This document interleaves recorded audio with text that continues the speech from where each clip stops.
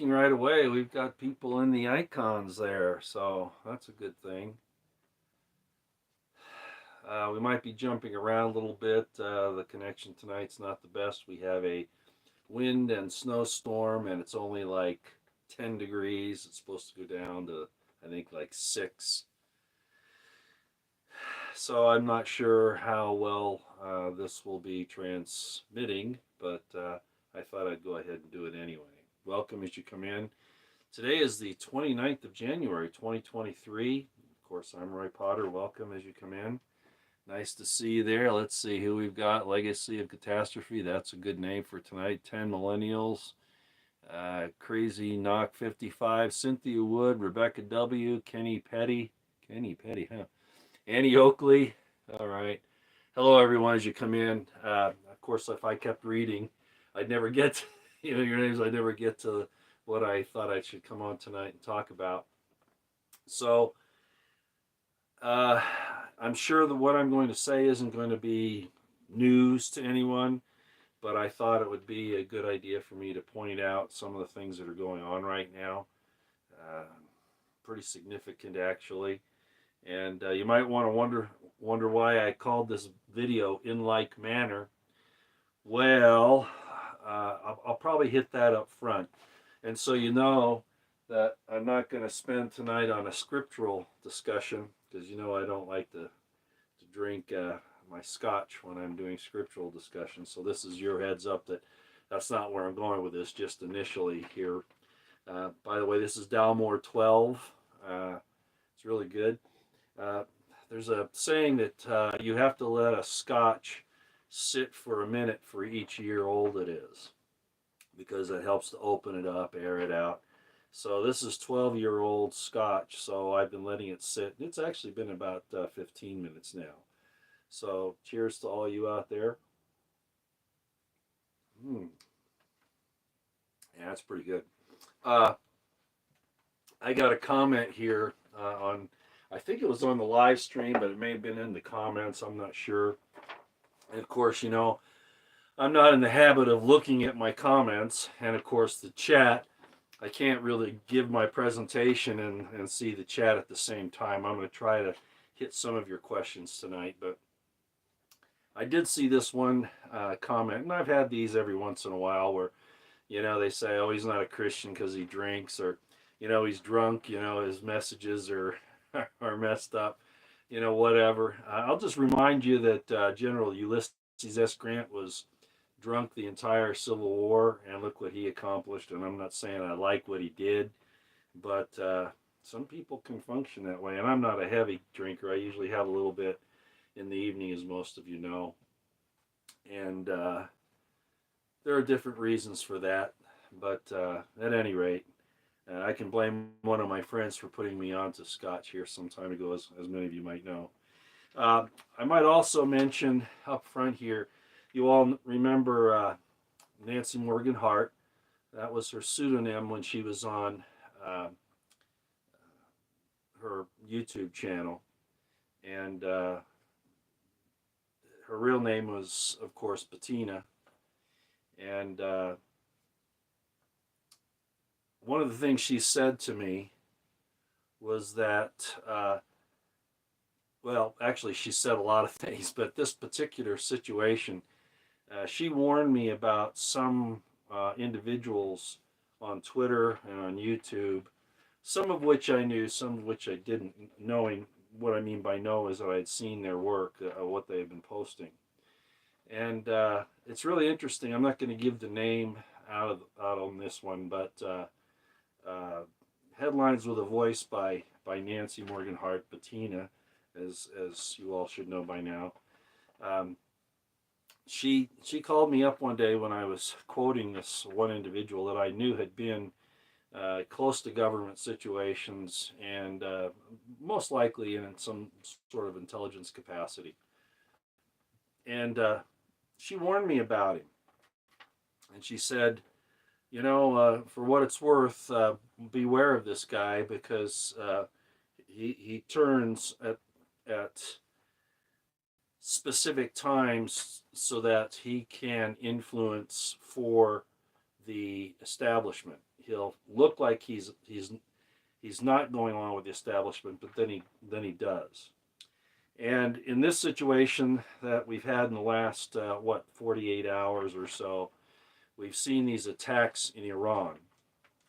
And I have not done enough vetting yet to know exactly, well, I don't think anybody will know exactly what happened there, but I still haven't done enough vetting to really get down to the nitty gritty. But I did see a presentation by Gonzalo Lira. If you don't follow him, you should.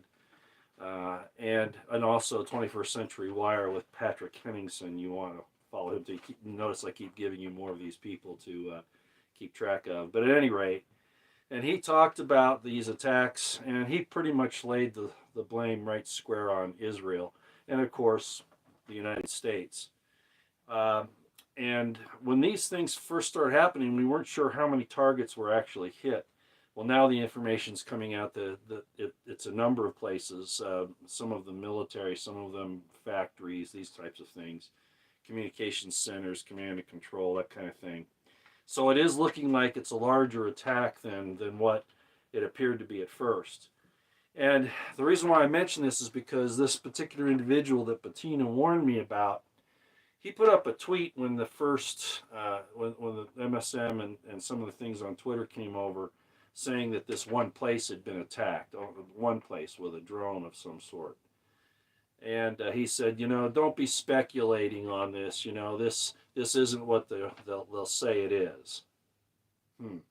Well, now more information's coming in, and I'm looking at this particular individual, and of course I'm not going to name him for reasons that I won't give here, but Bettina warned me about this particular guy, and I see him doing this from time to time since I've been watching him. Are these limited hangouts? What are they there for? They tell you 99 truths to lie to you once. Now, a lot of us in this business will make mistakes every once in a while, but they're not intending to deceive you. It's because we wait till more information. As a matter of fact, usually when something happens, you should wait 24 to 48 hours before you report on it, because the initial information that you get is never really sufficient. And sometimes it never gets sufficient. But in this case, this was a deliberate attempt to get people to turn away from other possibilities. And it kind of goes along with the situation that's happening in several of our states, where they're infringing on the First Amendment by making it a hate crime to talk about a certain country, that's over in this area, if you read between the lines, right? I've often talked about what Semites are, and Semites aren't just the people that live in that particular one country or have affiliations with it around the world. Semites are descendants of Shem, and they're a lot more than just that particular group of people. So if you read between the lines here, you kind of hear what I'm saying. So basically what this guy was doing was trying to, two things, I think.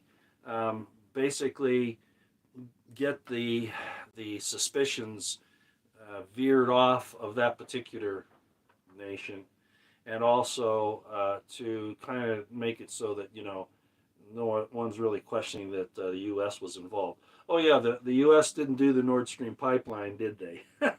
Well, they may have had the U.K. do it, but the U.S. was definitely in the command seat, and Victoria Nuland all but admitted that here last week. Okay, and several other situations. And so as I've looked at this over the last few days, I've realized that yeah, it looks like the United States and this nation there in the Middle East attacked Iran, or at least some saboteurs got through.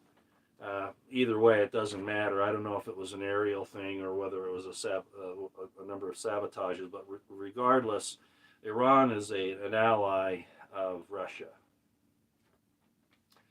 There have been accusations that Iran has been supplying Russia with some of their drones. There are some questions about that, and even if it were true, okay, fine. That just shows that the U.S. is indeed at war with Russia and its allies. So what I looked at here was, and the reason why I named this video the way I did, the reason why I titled it, is because Man, we get our friends to do horrible things in our name, and our friends are gullible enough, or they're on the take enough that they do it. And as I said in a video many, many months ago, I said that it's better to be Herod's pig. It was a quote from Augustus Caesar. King Herod, had killed many members of his family, including some of his sons, but one in particular. And Augustus Caesar said it'd be better to be Herod's pig than his son. Well, that's the same thing with the U.S. When I pointed that out, it's better to be the U.S.'s pig than its friend, right? It's better to be its enemy than its friend. Kissinger has said the same thing in so many words, and we see it playing out now. We attacked Europe economically. We attacked them with actual war destruction, the Nord Stream pipeline, for instance. And there have been other things too, which I'm not going to get into here. I mentioned it the other night with NATO and the Red Brigade for Operation Gladio, just things like that. And we goaded them into doing these things supposedly to stand up against Russia and Ukraine, which basically it's like in the schoolyard, you get the bully, but then you get somebody controlling the bully. And this person might come up, the person that controls him comes up and says, there's Roy over there. Why don't you go punch him in the nose because he's just a little wimp, a little nerd, and we just want to teach him a lesson. And the bully goes over there and he does it. And who gets in trouble? Well, usually the guy that defends themselves, right? But in this case, we'll just say the bully gets in trouble, right? He gets in some type of a difficulty. Well, that's exactly what's happening here. So Europe is being bled of its military resources that they could use to defend themselves. And of course, the U.S. is being depleted as well in a lot of ways. And again, as I've often said, the real target is the people of Europe and, of course, you here in the States and anybody that's listening to this. You're the real target, and all this is about putting you in a position where you're bled of your treasure and your blood. You're drained of your treasure and your blood. And we see that happening in Europe really fast, and the United States is coming in at a fast second. And this is all against us. I was surprised to see Bill Gates come out and say, why is the U.S. helping out and the EU helping out Ukraine so much? It's the most corrupt country in Europe, maybe in the world. And I was shocked to hear him say that. So apparently he's getting sometimes these guys will turn on each other, for whatever reasons, from what's going on behind the scenes. But there you go again, there's no honor amongst thieves. Although this time Gates was telling the truth. So basically what I'm saying is that our illustrious leaders, they're just people that will use you and then throw you away. And we've seen that throughout the last 60 years constantly. And a lot of people have talked about this, including myself.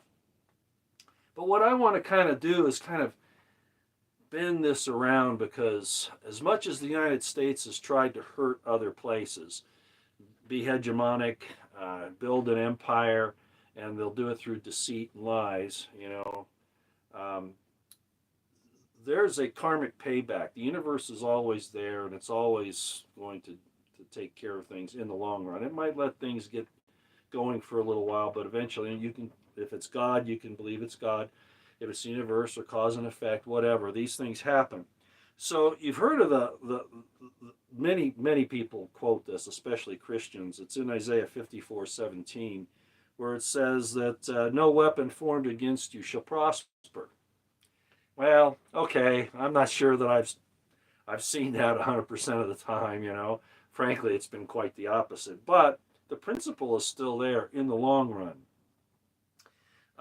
I'd just like to point out a couple of other scriptures just real quick. So this isn't going to be a scriptural study. I'll take another little sip of this. Anybody wants to join me, feel free.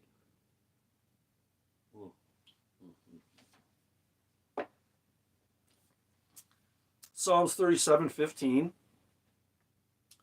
Jeremiah 51, verse 56. So let me read those three. Isaiah 54, verse 17. Psalms 37, verse 15. And Jeremiah chapter 51, verse 56. But the one I really want to concentrate on is the one in Revelation chapter 11, verse 5. There are many arguments about who the two witnesses are that the book of Revelation talks about. Again, the preterists would probably name some other people, but I don't mind pushing some of that forward to our time, as I've explained before, even though I'm a preterist in most of the situations that are happening there in Revelation. But I do believe in type and shadow. It's evident in the prophets, like particularly Isaiah. And it's also evident in Revelation. We see it there.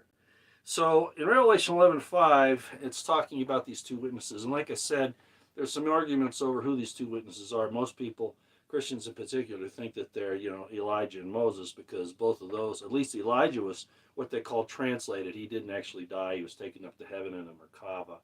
That's a light chariot, basically.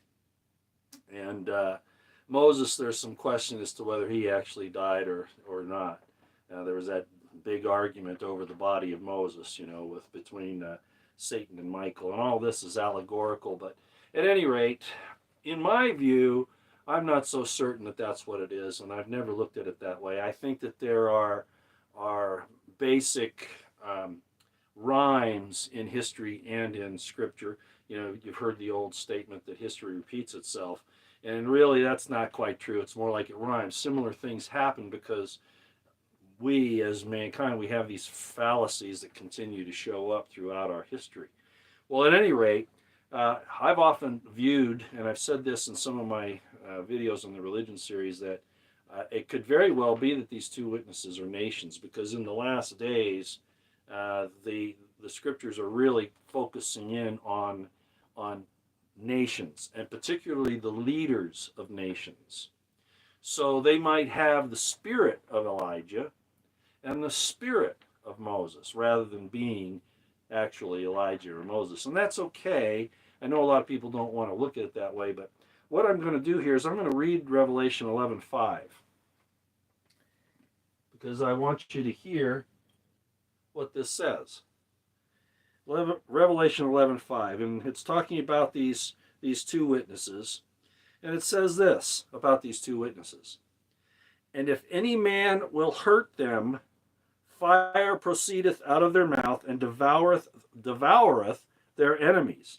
And if any man will hurt them, he must in this manner be killed." What's happening to the United States?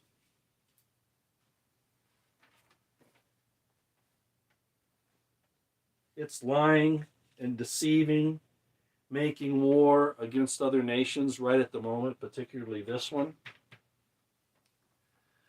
This allegory of the two witnesses could apply in this situation internationally.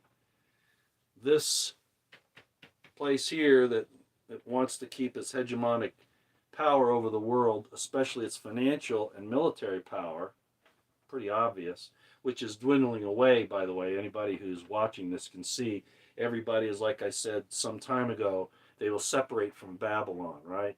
They'll come out of Babylon. They have more sense than a lot of Christians do. But at any rate, these other nations. But at any rate, so what's happened is that their supposed friends here, they're turning on them. These guys are turning on them, destroying their infrastructure, taking their money, their military hardware in particular, so they can't defend themselves, stealing their manufacturing with the infrastructure bill that President Biden put together. That theft of manufacturing has been going on for a long time. And of course, a lot of our manufacturing went to this country over here, China. And now we're going to go to war against them? I wouldn't be so sure about that. Some of these generals that are talking about this war against China, if these people are going to turn on the people, like I said in a tweet here the other day, Hillary Rodham Clinton said, China's a great place, right? She keeps complaining about Russia. China's a great place. And yet we hear the military supposedly saying that, well, China's our real enemy. But Mark Milley, what did he do? Well, he says, well, China's a problem. But then he calls up China when he was Trump's chairman of the Joint Chiefs of Staff, right? Like he is now. he calls up his counterpart in China and says, "Hey, if we're going to go to war against you, I'll give you a heads up."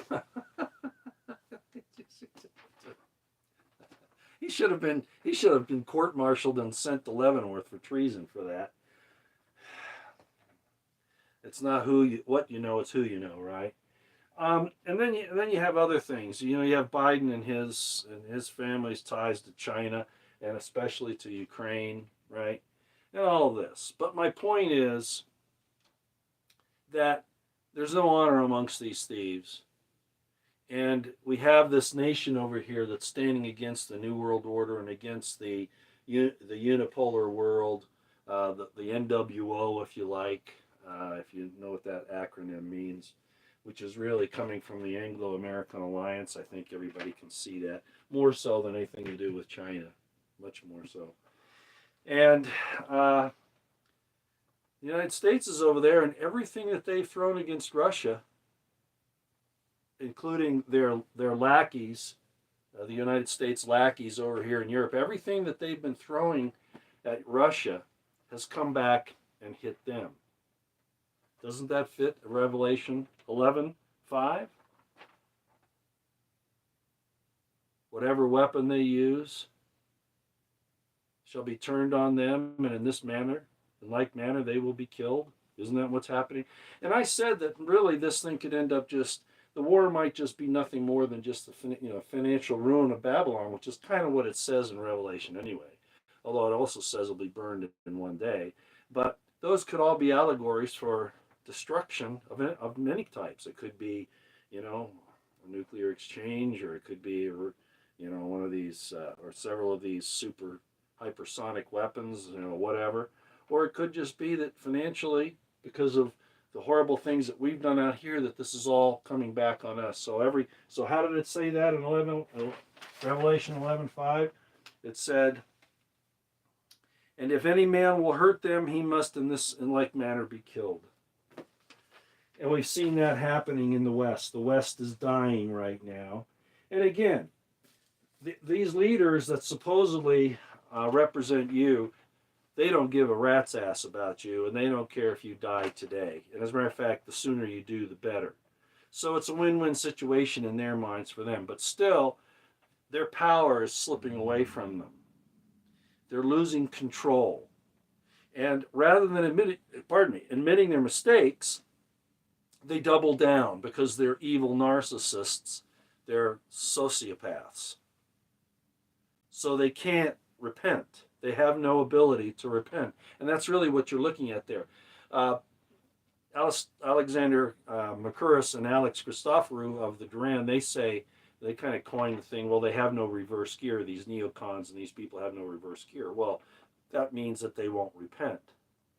They do not see the error of their ways, and they will not see it. They'll keep pushing. So their control is actually being taken from them. Unfortunately, we're victims of that as well.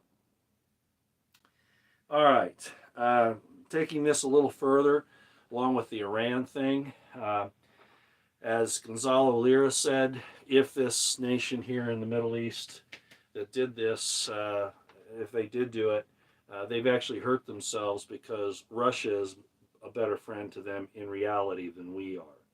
And they're really no friend of ours. If you understand what happened back, for instance, the attack on the USS Liberty in '67, I think that was.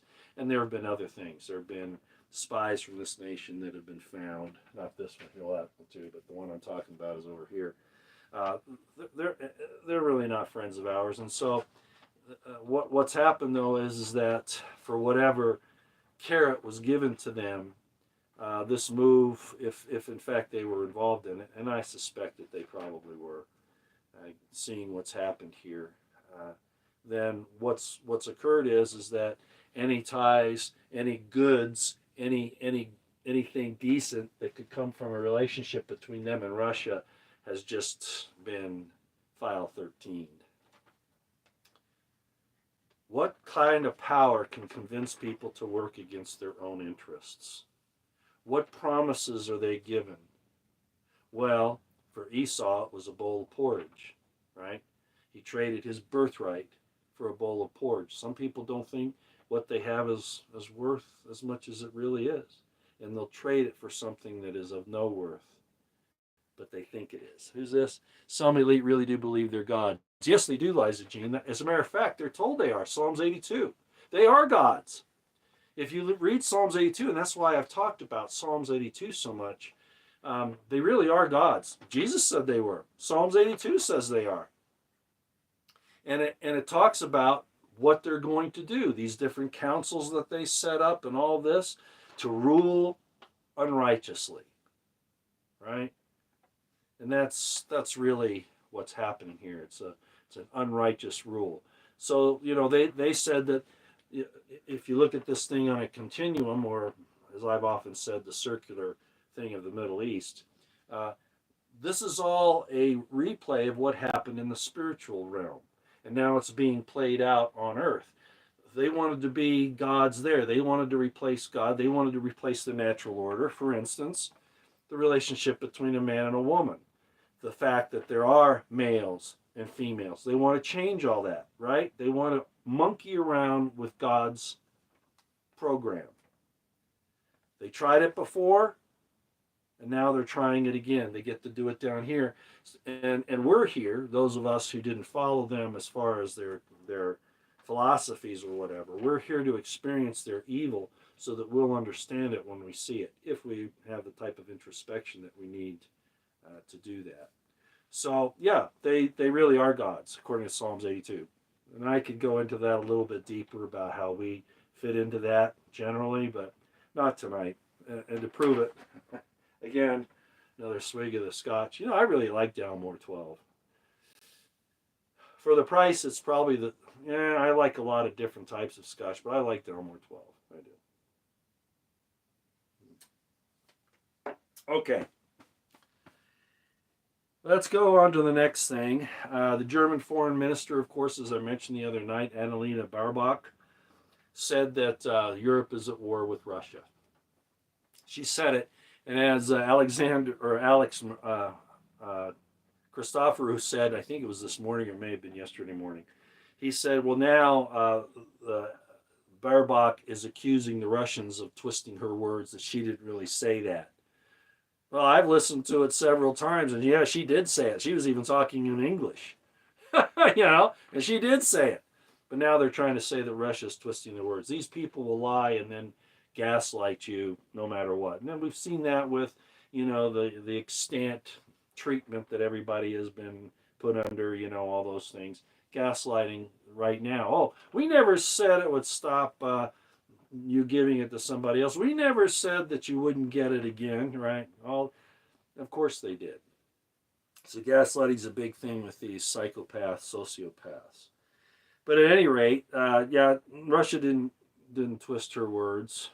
She's now trying to gaslight you. So where are we now in Ukraine? Well, today, if you've been paying attention, the Western media hasn't been wanting to admit this, but Soledar was actually taken a week to 2 weeks ago. The Russians did actually take it over, even though the West was trying to deny it. And of course, Ukraine was trying to deny it. And then Bakhmut is in the process of falling right now. Russia has all but encircled it. There's one road left on the way out of town, but they already have it covered with direct and indirect fires.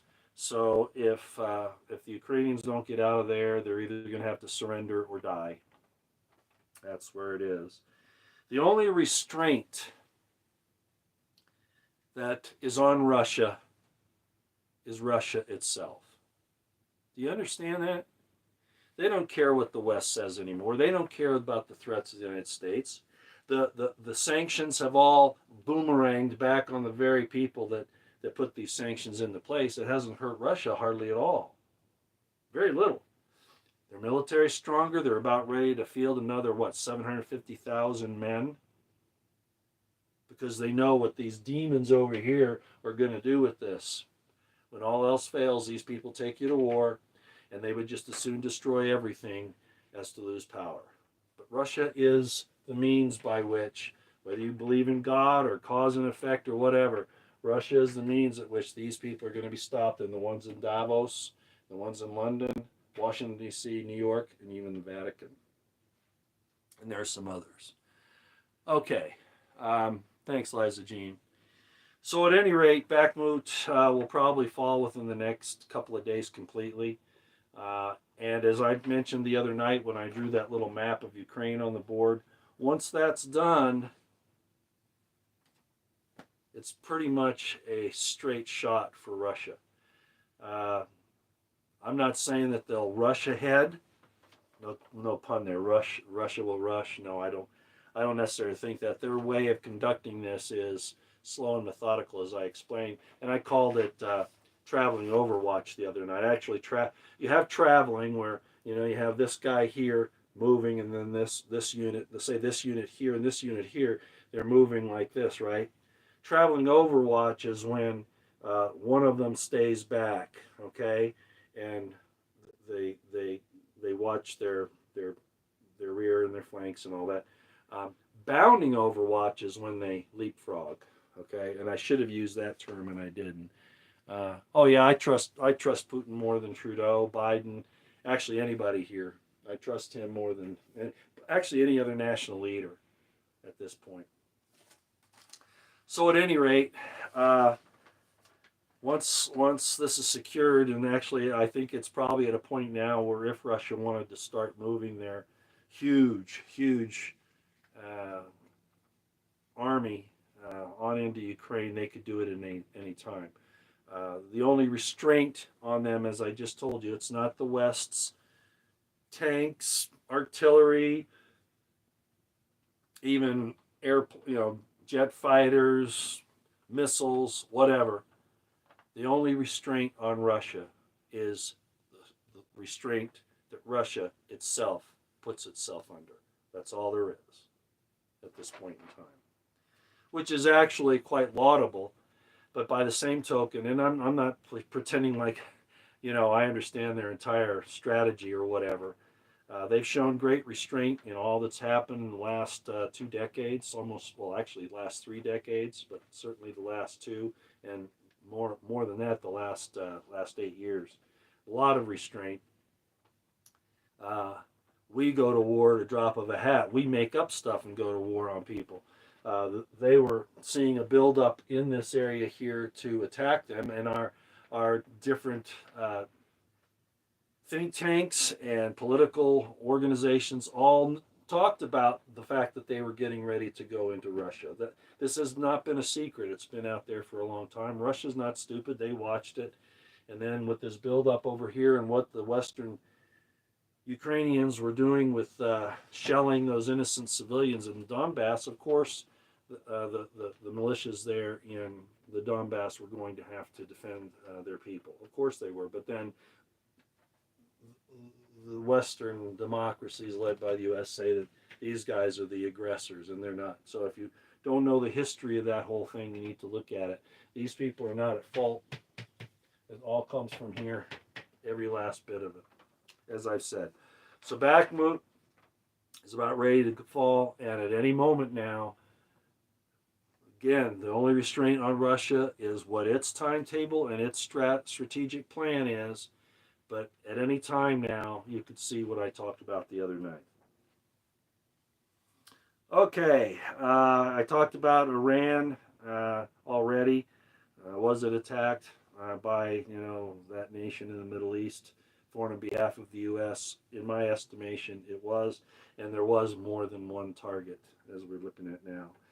We have saboteurs coming into our country, or our own government is doing it. As they did at Bundy Ranch, they tried to shut down, they did. They were successful in shutting down many of the beef ranches in southern Nevada, and only the Bundys stood up against the federal government, and then they sent that army against them back in 2014 under some pretense of saving a desert tortoise, and under a pretense that the Bundys hadn't paid their grazing fees, which they had been paying to the state, or putting in a trust for the state once this was all resolved. But if the feds really wanted the money, they could have raided their bank accounts. But no, they wanted a confrontation to send a message.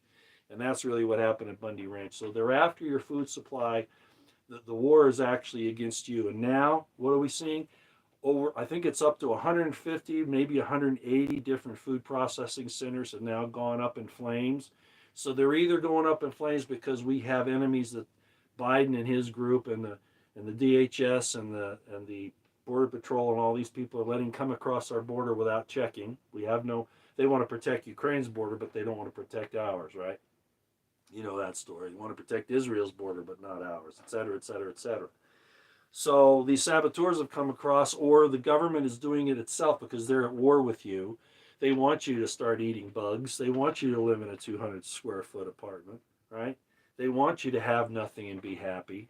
All of that, right? They want to take away your First and Second Amendment. I just mentioned at the beginning of this video that there are some states that have made hate speech laws because you don't agree with this little nation that sits over here in the Middle East. You want to talk about, the truth about what they're doing, and that's hate speech if you're critical of them. And it's not religious hate speech. They're politics. They're a political entity. I have very close ties with Torah observant Jews, for instance, and they know this is all a farce. And that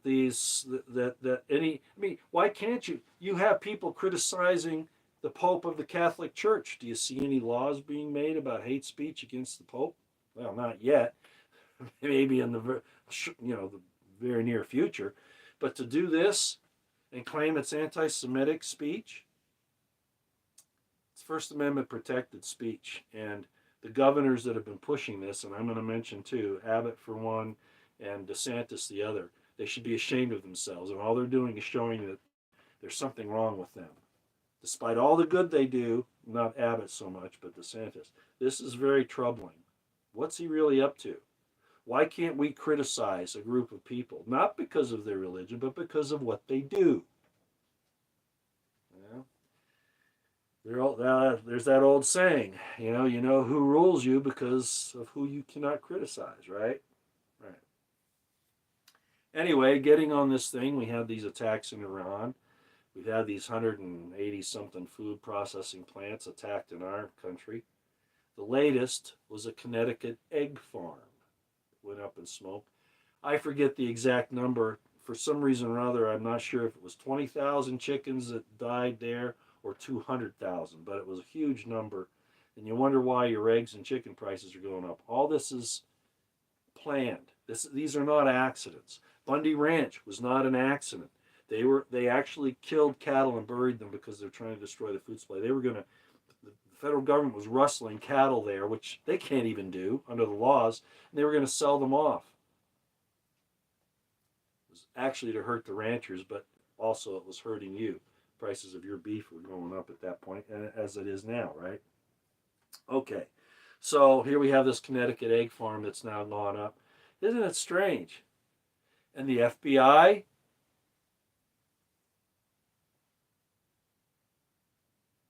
they say nothing.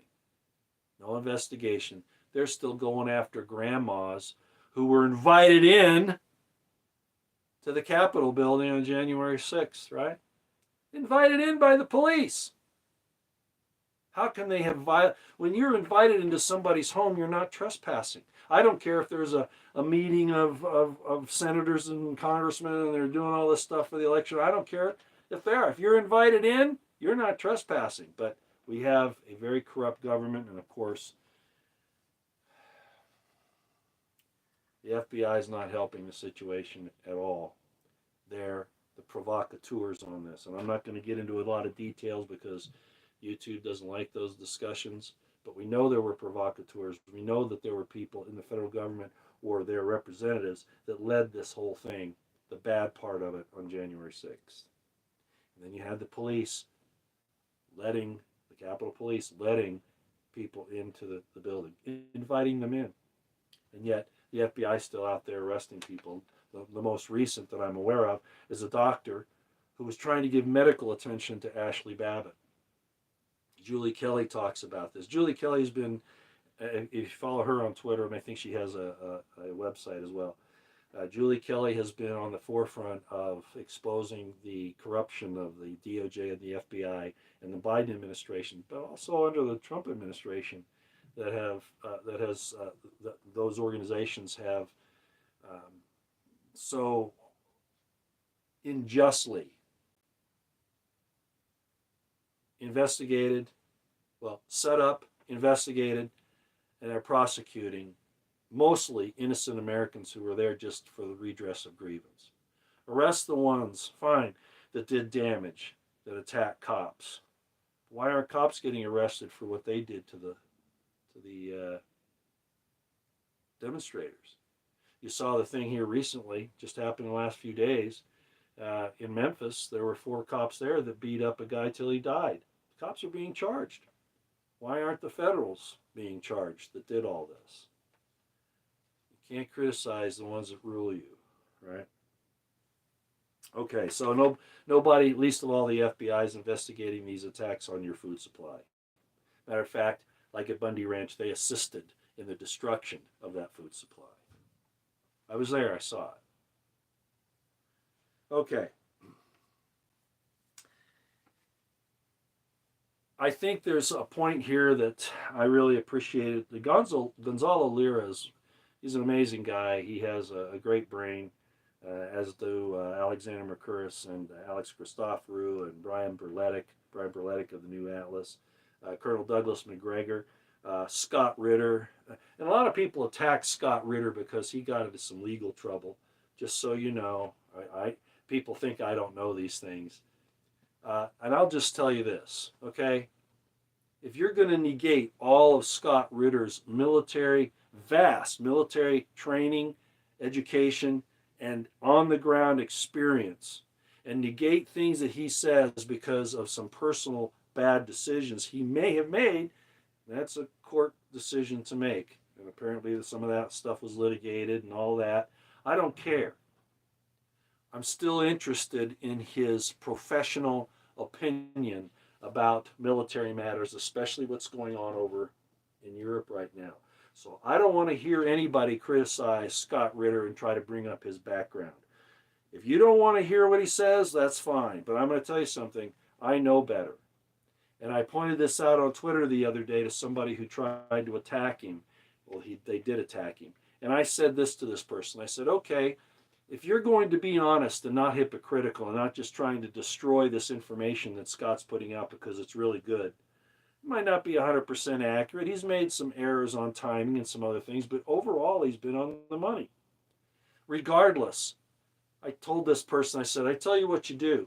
All those people, all those foreign nationals that our government brought over under Operation Paperclip after World War II and put them into our government organizations and our corporations and all of that, you complain about them. You bring up the fact that there were mass murders and things like that, okay? You bring that up. But what you don't understand is you can use those people's information. And that's what our own government did with those people under Operation Paperclip. And there have been other examples. For instance, I forget the guy's name, but there was a movie made about it. Tom Hanks was in it, and Leonardo DiCaprio, and it was about Catch Me If You Can. It was about a counterfeiter back, I guess it was in the late 50s or early 60s, somewhere in there. And, he was counterfeiting, he pretended to be an airline pilot, a doctor. He was counterfeiting money, financial instruments, all sorts of things. He was just a kid. But they finally found him. And I think he served some time in prison, but he agreed to help the government to find counterfeiters because he was so good at it. So he became an employee of the federal government helping to fight counterfeiting. So I don't want to hear anybody attack Scott Ritter, okay? That's all done and over with, all right? I don't want to hear about it. If you don't want to listen to his professional opinion, you're making a big mistake, okay? I think I've made my point on that. Okay, so what these guys have said, Gonzalo Lira, Mercouris, Christoforou, Scott Ritter, Garland, Nixon too, and I'm sure there have been lots of others. They say that Russia's already won the war because the war is financial, political, diplomatic, and it's not just territorial. It's not just battlefield operations. It's full spectrum dominance. And as I pointed out at the beginning of this video, the sanctions that the West put on Russia boomeranged and came back on them, right? So they've got gold, We don't. Russia's been encouraging its people even to buy gold and precious metals. It's considered to be conspiratorial for Americans to do that. Did you know that? I know some people that were arrested because they were using gold bullion to pay their employees with instead of Federal Reserve notes. I mean, I don't know them personally. I know the story. It happened in Nevada and southern Utah. They were using gold to pay their people. Why? Huh, they can't tax it, right? It's real wealth. So the government came and said that was conspiratorial, and they jailed the people for paying their employees in gold. It's a wicked, evil government, ladies and gentlemen. It's wicked. So the Russians are stockpiling gold. The Chinese are stockpiling gold and other precious metals, and they're encouraging their citizens to do the same thing.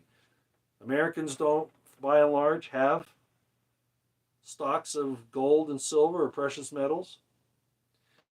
Russia has built nuclear defense bunkers for their people. They can house all their people in the bunkers they have in Russia. Has the United States built any bunkers and told you where to go in case you have a nuclear attack on you? I don't think so. You see the lies, the deceptions, they don't care about you. And we as a people have allowed it to happen because we're just fat and happy.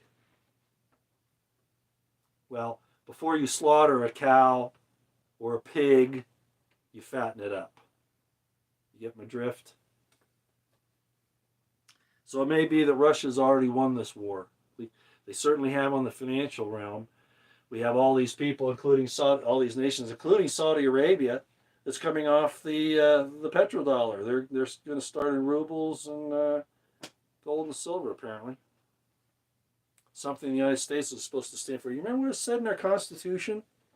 Congress shall make no, or Congress, they're responsible for the money they issue it, and it's to be based on gold and silver. Only gold and silver are to be used for money. And we threw all that away. And now that other nations said, oh, that's a good idea, we're going to war with them. Anybody that won't stay in our debt financial fiat system, we go to war against them. That's what all these wars have been about. They go into Libya and they stole Gaddafi's fortune because he was going to put Africa on its own currency backed by gold. That's all that's going on. And Ukraine is a money laundering organization, amongst other things. But at this point, it looks like Russia is winning the war on all fronts: political, diplomatic, financial, and on the battlefield. And it's going to continue on. And nothing that the West can do can stop it.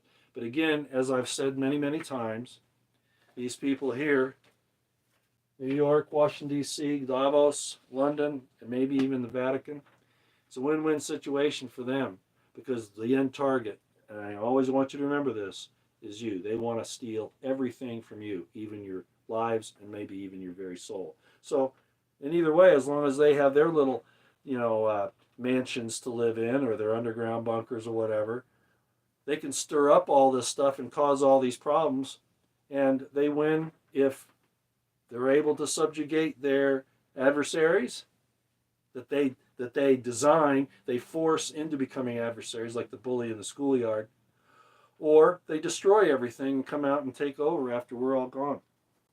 They don't care either way. We now know all about Russiagate. The FBI isn't apologizing. Wray's not apologizing. Nobody's getting arrested. Durham's disappeared. Right? Bill Barr hid all that stuff.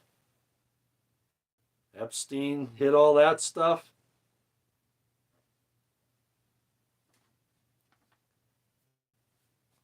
No Russiagate apologies or prosecutions. No, they just keep throwing all these little things at us. January 6th, OWS, war with Russia, the de jure problem. The problem du jour. And they create these things. As I've said, you can't solve one before they throw another at you. It's an information war that's based on the principles of war of Clausewitz and Sun Tzu. You can never recover and figure out what's happening because they keep attacking you constantly. You never get to resolve anything. So, Russiagate and the whole situation with the extant sickness, all of that stuff, there are people that should be going to jail right now. There's a lot of information coming out, and the government ignores it because you are the enemy and you are the end game to take out. So they're not going to admit it. All right. I was really surprised to see this next one. Now I have to talk in very vague, veiled terms. Okay? Utah just passed an anti-physical change law. In other words, you've seen this big push to help, especially younger people who aren't even at the age of accountability or reason, logic, understanding, whatever, that are being encouraged to make some changes in themselves. It used to be that as you were growing up, it was confusing enough just to try to deal through that. I can remember as a young child going through this, and it wasn't that I had some kind of dysphoria. It's that I didn't know exactly where to fit in. Oh, but I liked girls. I liked girls very young.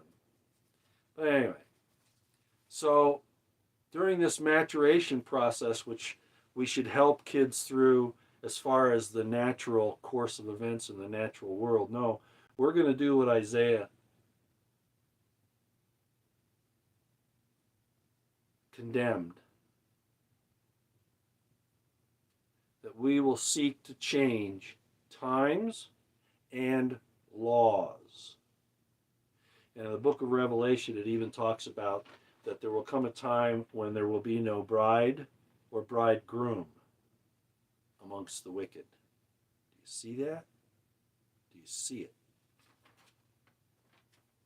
So, I was really surprised to see Utah do this. I could give you a lot of background information, but apparently if Cox, the Governor Cox, has not signed it yet, he will in the next few days.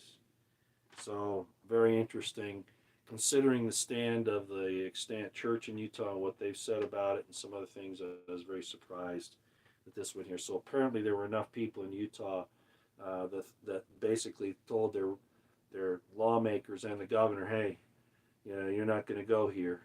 This is going too far. We've got to protect these children in their maturation process and everybody else. Okay. Again, I'll just end on this.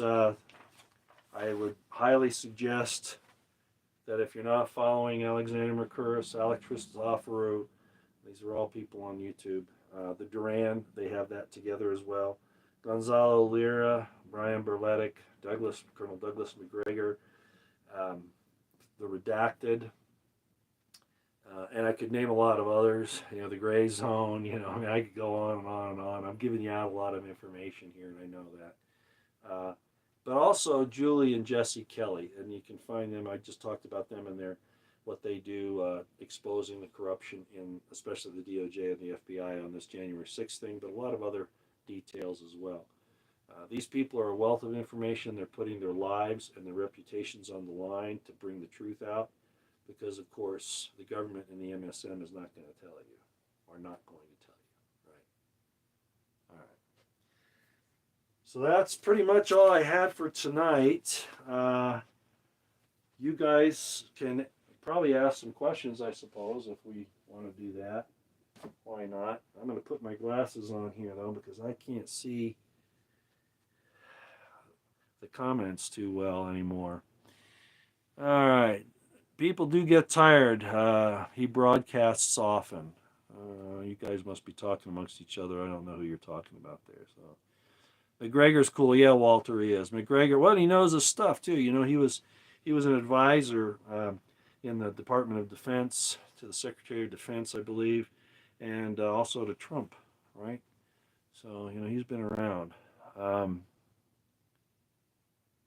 Truth rules. What's Truth Rules' problem here? Is anybody, let's see. Roy, lots of laughs. Oh, who is drunk? Okay, so in other words, Truth Rules is complaining about me. Oh, lots of laughs. Yeah, really? Okay. What's your experience, buddy or lady or whoever you are? I'm not going to even waste my time with you. Matter of fact, I think I'll just get rid of you. I'm sure everybody would appreciate it if I did. Let's see if I can do that. Yeah, that's the problem with this phone. I can't always do it. Won't won't let me sometimes. Yeah, I can't get rid of him. Liza Jean, if you want to throw Truth Rules off of here, I can't do it. Sometimes my phone will do it, and sometimes it won't. But Truth Rules, this is for you. Okay, yeah. No, I've only had what? You've seen me take what, 2 or 3 very minor sips so far. By the way, I do this to aggravate people. Did you know that? One of the sages that I learned in my spiritual studies, they put me on this road to these studies. The different spiritual systems, especially the Israelite traditions and cultures, understanding the history of that and all of that, and the study of the Hebrew language and all that. This one sage was really good, and he liked cognac. I forget which one, but it was a really expensive cognac. That's what he would drink, and but he was a very sober guy. He could joke around and do some things, but I asked him one time, and again, I didn't get into whiskey until what, 2 years ago, 3 years ago. I think I told you the story about that with some retired cop and military people invited me to a whiskey tasting thing. Normally, whiskey would make me gag just smelling it, but Scotch is pretty good. I am gotten so I can handle regular whiskeys too now because I don't guzzle them; I just sip on them. This sage of mine, I said, so why do you do that? And he says, it's a filter. If somebody comes in here and they're so prudish, they're going to attack me for this. I know I don't have to tell them anything. I'm not going to throw my pearls before swine. So you see what I'm doing to you, Truthless? See what I'm doing to you? So hopefully Liza Jean's thrown you off. I'll figure out how to do it later. Let's see what else we got going on here.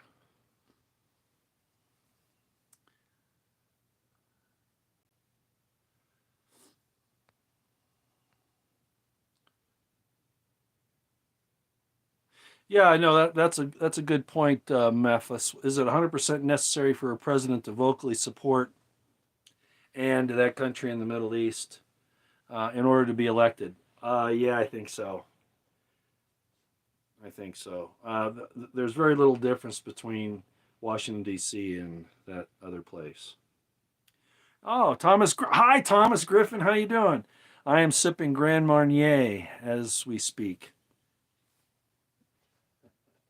I haven't had any of that liqueur I think I had it one time, but I'll take a sip in your honor for that. I also got accused. Remember, I did that video on. I had a question from Watchful and Alert. We talked about it a little bit on the last live stream too, asking me to talk about Kane Besem. Kana Besem. It's a Hebrew term, and it's in the Old Testament. And I gave a presentation where I showed that, it was a question of whether we're talking about that it's the root for cinnamon, or if it could be cannabis. And of course, the Kane Besem, I misspelled it once and I said bellum, but it's supposed to be Besem. Sometimes if I don't have these on, I hit the wrong letter, or there's a autocorrect. But anyway, and I tried to point out that it could go either for cinnamon or for the hemp plant. But that because of the way it was used, especially in Exodus, talking about the anointing of the priests and things like that, I was pretty certain, due to some other things, that it really was the hemp plant, and that it was a natural herb used for healing. right? Like a lot of herbs are in the natural state. The only reason why it's illegal is because of some things that happened in the 30s with the pharmaceutical companies made up this story that, hemp makes Mexicans rape and kill white women. Seriously, that's why it became illegal. But anyway, it's real. It really is a medicinal herb. You shouldn't use it recreationally. I don't think. I'm not going to judge you if you do use it for that.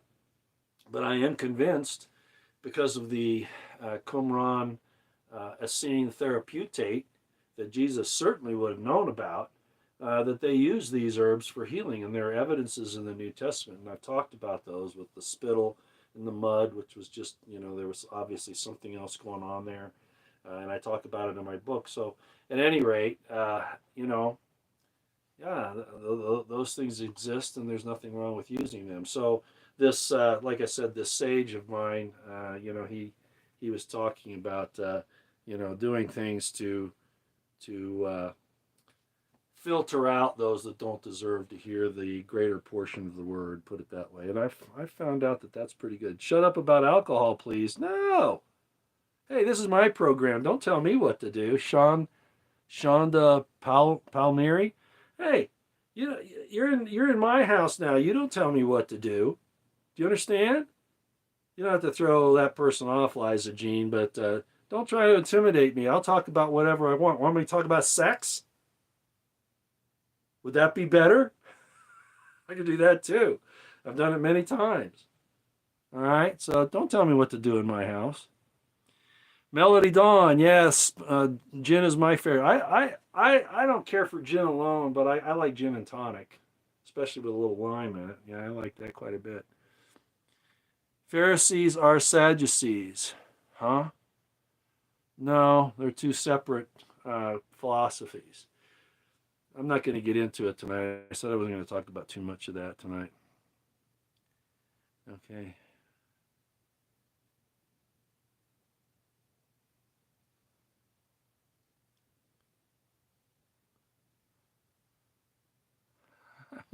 I could always.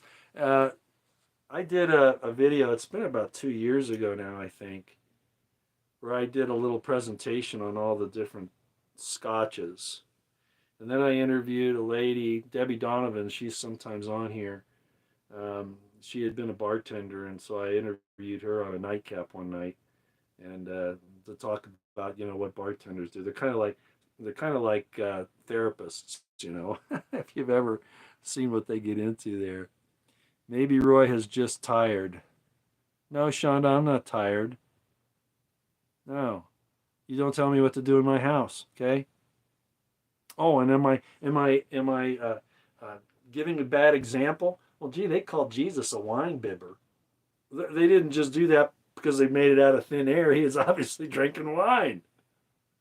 And I don't mean the pure of the grape stuff, because he talked about you don't put new wine in old bottles because it'll ferment and bust them. And he says he's not going to drink wine again, starting at the time of the Last Supper.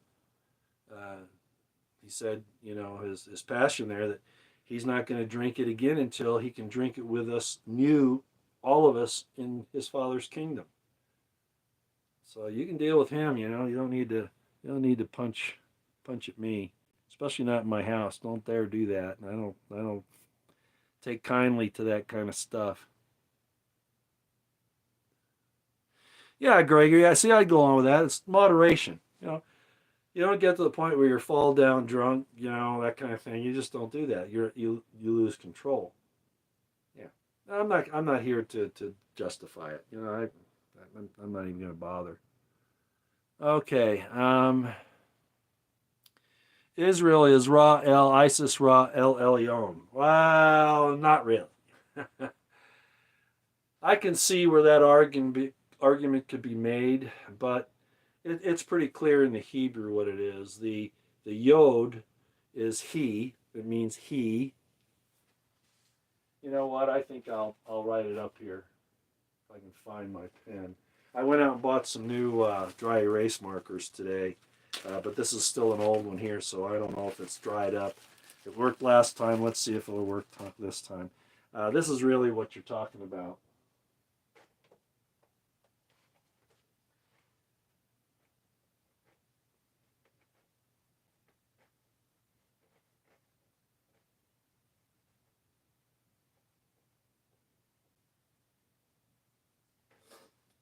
Okay. What that really says is he is the Prince of God. That's really what it says. He, the yod is a he. Sar is prince. That's the shin and the resh, and of course the aleph and the lam is el. So what it means is, when he was given his new name, he is the Prince of God. He is through whom the royal seed will continue. I can see where you get the Isis, Ra, El, but really, it's the same thing anyway. Almost. But that's what it really means. He is the Prince of God. That's what it really means. So, just a word to let you know that, there are other things on here. Jaeger bombs. Oh, no, Jaeger. I don't know what's in that stuff, but, if I have 2 shots of Jaeger, I black out. I don't know what it is. There's something in it that gets it to absorb really fast in my intestinal tract or something. But if I have 2 shots of Jaeger within, say, a half an hour, I'll black out for hours. I can tell you, that happened to me twice. I'll tell you this story. Okay, ladies, if you don't want to hear this, stuff your ears, okay? So it was about a year after my wife died. No, it was 2 years later, because I was still housebound. I was still a recluse there for a while. But her brother and his wife lived in San Diego in a beautiful, beautiful Victorian mansion. And they rent out a couple of they made some apartments in there too for people, because, they might as well, right? There's no sense in them taking up the whole mansion, right? So they'd invite me down, and I'd come and see them every once in a while. And this was like, I don't know, maybe the second or third time I get there. And if any of you have ever been to La Jolla, California, it's really a suburb of San Diego. It's on the north side. Wind and Sea Beach there, where a lot of surfers go, and where I almost got eaten by a great white. That's another story. I got tons of stories, but and they're all true, all real. But my wife's brother-in-law invited me to walk up to a place called the Shack. It's named after the shack out on the beach where the surfers would, if the weather got bad or they wanted to get out of the sun for a minute. There's a shack down there made out of palm and some wood, palm thatched roof, just to get out of the sun and the wind. But anyway, so they opened up this bar. I don't know when they opened it up. It was called the Shack, and we walked up there, and he says, "Let me buy you a Jaeger." And I think this was the first time I'd ever had one, if I remember right. And I said, "Okay." And I said, "Well, what is it?" He says, "Well, it's kind of like licorice." Oh, okay. So, I drank it. It was kind of thick. I didn't really care for it. It almost tasted like cough syrup. But at any rate, he says, so I said, "What do I do? Sip it?" He says, "Well, just throw that one back." Ooh. And I did. And then I guess my judgment was already starting to go about 5 minutes later or something. And he says, "Let me buy you another one." And I agreed. And I threw that one back too. I don't remember anything after that. According to him, remember my wife had died, sometime, a year or two before this, 2 years before this, and he says that I was sitting there and that this really attractive lady came and sat next to me and kept coming on to me, and that I just didn't react. Can you imagine me not reacting to a cute lady? I was definitely gone. Well, at any rate, to make a long story short, I woke up the next morning in my room in their house, and I don't know how I got there. I asked him later. I said, "Did you have to carry me? Did you have to throw me over your shoulder? What? How did I get back?" He says, "Oh no, you walked back. I had to hold on to you as we crossed the street, but yeah, you walked back." I don't remember any of that. So Jaeger is, whoa, tough, tough. Stay away from that stuff. Yeah. Sean's wife wants more. Sean's wife. Oh, ignore the can't drink hypocrites. I understand where they're coming from. I really do. But you know, I don't take kindly to somebody telling me what I can and can't do in my own house, and this is my house. So right. So that's the different thing there. If I'm out on the street and I'm making a fool of myself, well, people say you do that all the time, Roy. You've done that all your life, even without alcohol. But you know, like that night, if I gotten out of hand, of course somebody, my brother-in-law, would have to kind of make sure that I minded my manners and etc. But normally, what happens to me, like this little bit here, this is just a shot, really. It's really maybe a little more than a shot. Um, and I could probably take two of these. I won't tonight, but I could probably take two of these. And basically, what happens to me when I have a little alcohol news, I go to sleep. It just kind of puts me to sleep. Pretty good anesthesia. Are we heading to nuclear war? Hi, Thomas. Thanks for all your help on Twitter, and there are some other people that really helped me out too, which I won't mention here because I don't know if they're actually on here right now. But thanks, Thomas. I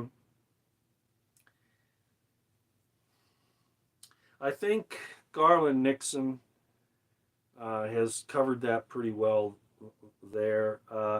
They want to create contention, division.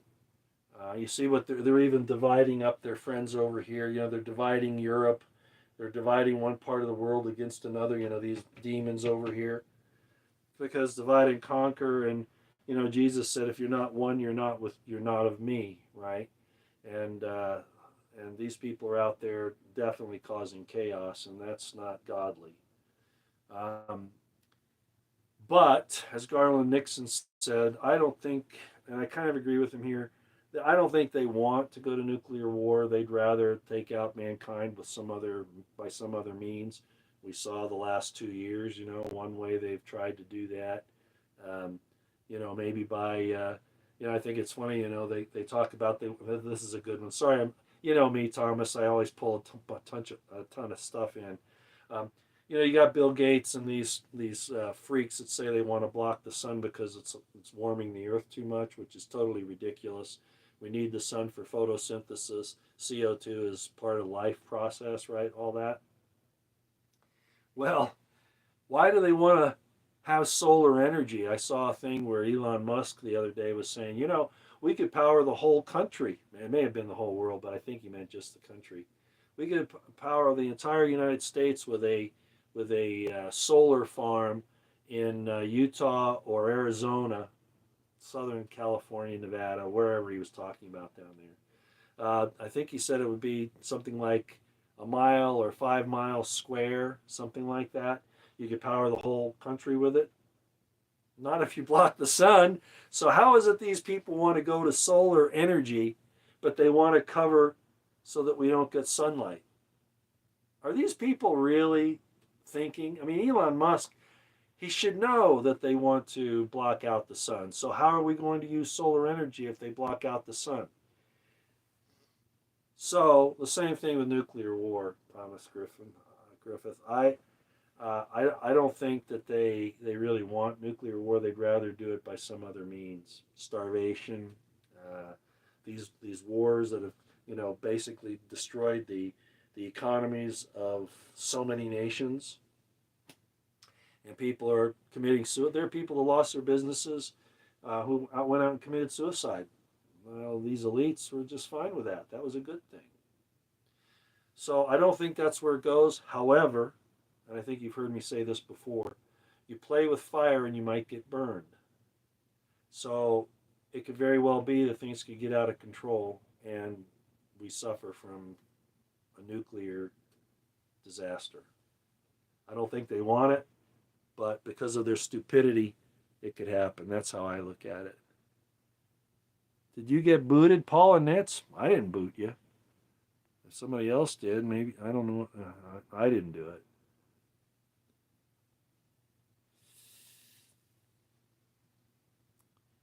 Okay.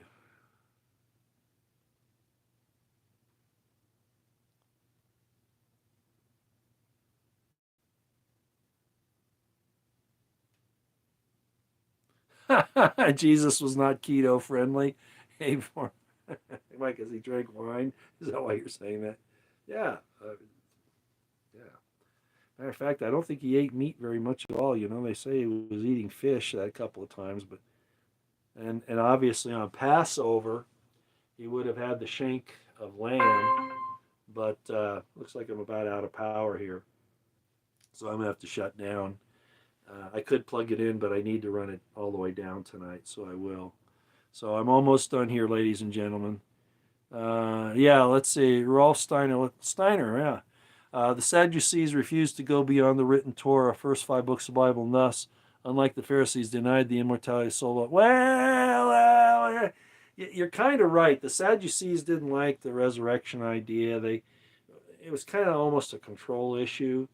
Um, and it wasn't that they wouldn't go past the first five books of the Bible.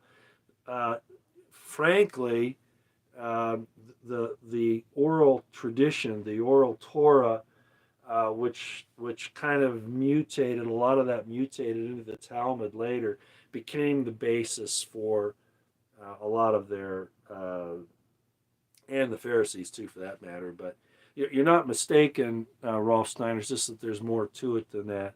They didn't really believe in the resurrection, and that's who Jesus was really addressing when they asked him about the situation with the man with several wives and all that, which was really a slam on some Maccabean heroes, is really what that was, and Jesus knew that at the time. You have to understand the history, understand why he answered the way he did. But basically, he was telling them, well, you don't believe in the resurrection anyway, so no, you're not gonna be married. You're not gonna have especially the way you treat people. You're not gonna have a wife. Sorry. But yeah, you're kind of right, but there's a little more to it than that. So we'll just let it go at that. What about the Nazarite vow with grapes? So that's a Nazarite vow. I didn't take a Nazarite vow. Did you? Does that mean Christian? Is a Nazarite vow a Christian vow? No.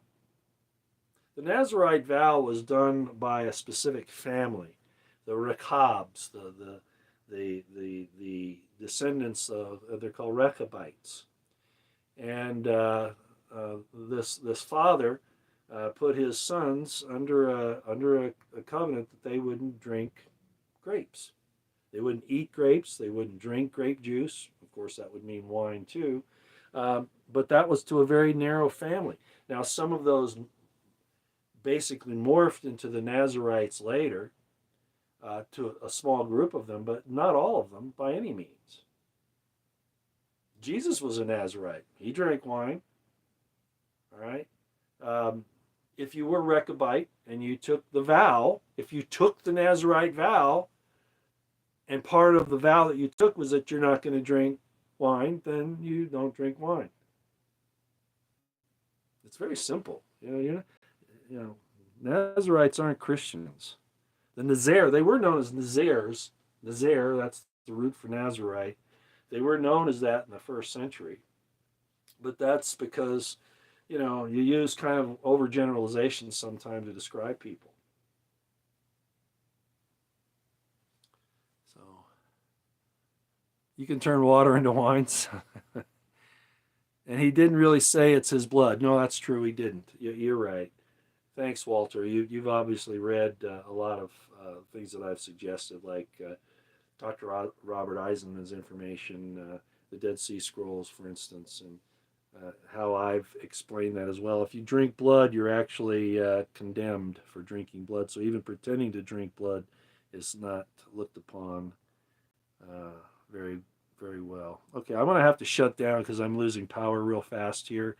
I'd love to get to all of your Jaeger is opium based. I don't know, but obviously there's none of that drug is in there.